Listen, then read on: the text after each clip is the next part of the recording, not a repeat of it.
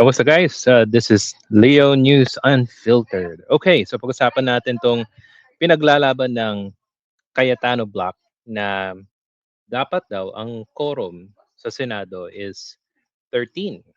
Okay? Kasi nga, yung 24 senador, yun ang numbers, di ba, ng mga senador. Eh, ang nangyari, si Bato nagtatago, di ba? At si Jinggoy, ayun, nakakulong. So, all in all, hindi na 20 to 24 yung mga senador, naging 22 na lang. Okay? Now, pakinggan natin yung inahin ni Pia Cayetano kasi pinaglalaban niya talaga na walang quorum na nangyari noong June 3. Okay?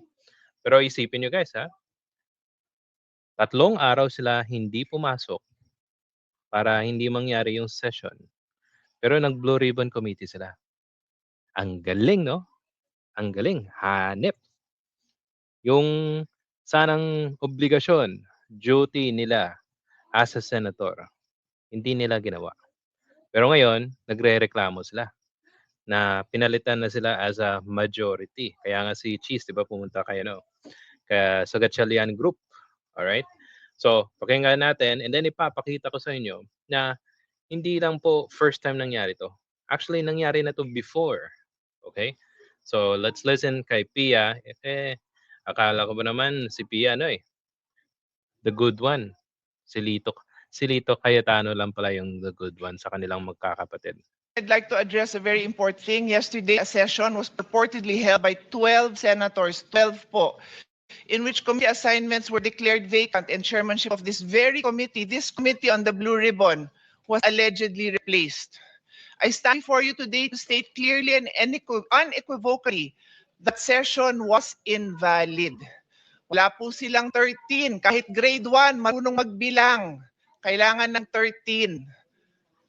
So wala ho silang authority gawin yung mga ginawa nila. The 1987 Philippine Constitution states, Article 6, Section 2, the Senate shall be composed of 24 senators. May narinig ho kayo 22? Wala, 24. Article 6, Section 16.2, a majority of each house shall constitute a quorum to do business. Rule 2, Section 2 of the Senate rule states, the officers of the Senate shall be elected by the majority vote of all its members. Majority vote is 13. When 12 senators convene and purportedly held session, how can that be valid? Nung tumayo po si Senator Gatchalian at sinabi niyang, ang dami hong posisyon, di ko na humaalala lahat. Acting, presiding officer, Senate President Pro Temp, Acting Senate President. Paano nangyari yon? Buhay pa po si Hinihingal si Pia, no? Parang yun ang nangyaring banggaan o tulakan. Iba talaga yung dramatic actress, no?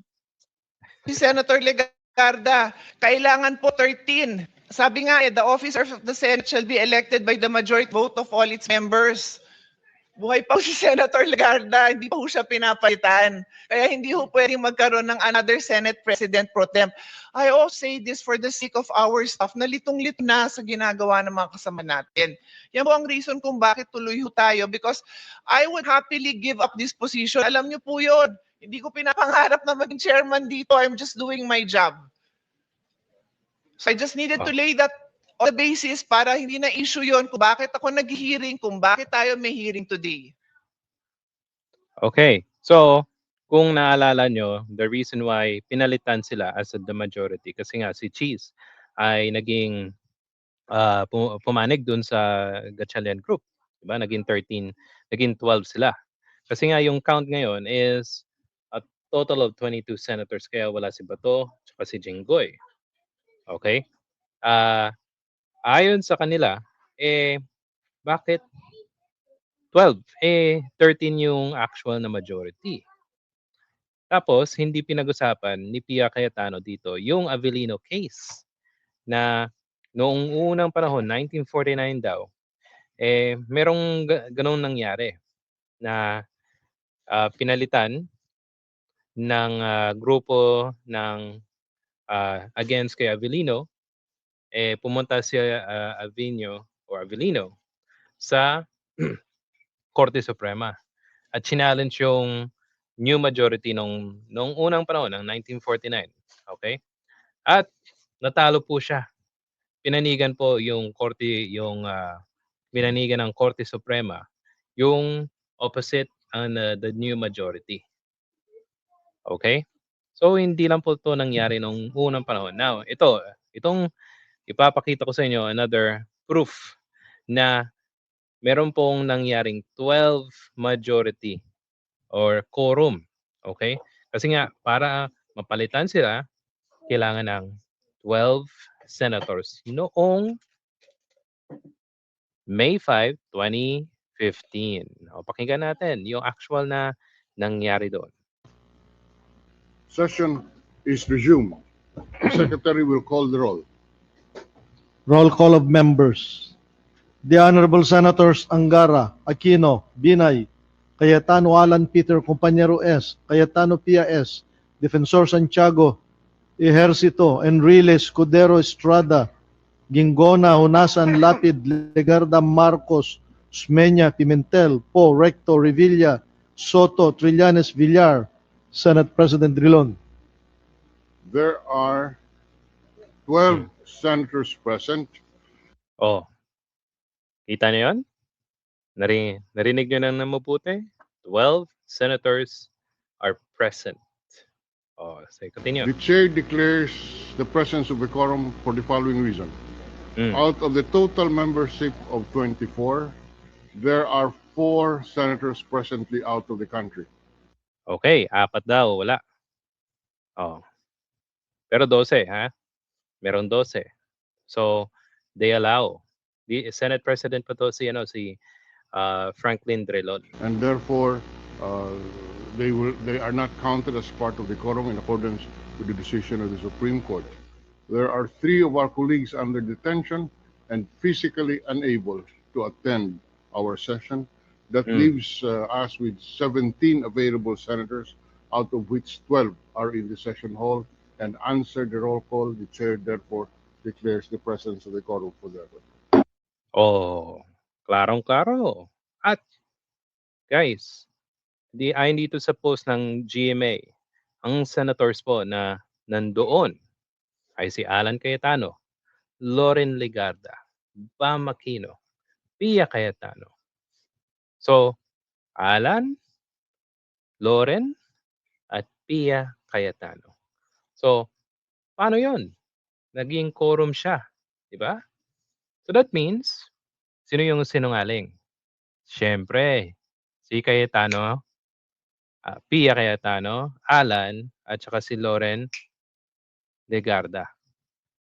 So that means, hindi po sila, okay? Hindi po totoo yung sinasabi nila. Alright? Here, another information para sa inyo. No. Hindi yan. Ito, galing sa Nutriban Republic at itong mga information ay ayon sa mga logs na nangyari 2008, 2009, 2010, 12, and 2015. So kitang-kita dito yung pinakauna or not pinakauna, but rather May 21, 2008, Senator po 12 yung present. At may quorum po. Okay, si Loren arrived after the roll call, si Alan nandun din, si Pia wala. Now 2009, February 11, so present sila, 12 pa rin. So naging quorum. 2010, okay, wala si Pia, pero yung dalawa nandun. Quorum pa rin. As well as the other dates. So kita-kita nyo dito at ito po yung proof or sources galing sa Senado. So sino yung sinungaling? Ay, syempre, sino pa ba? Yung mga Cayetano group. Okay, at ayon pa mismo, okay, post ko na lang to. Ayon mismo sa Integrated Bar of the Philippines, IBP, released an official statement on legitimacy of the Senate of the Quorum or Senate Quorum held on Wednesday, June 3. So, yung IBP, okay, ng mga abogado, ay sinight nila yung Supreme Court decision na nangyari doon sa Avellino versus Cuenco.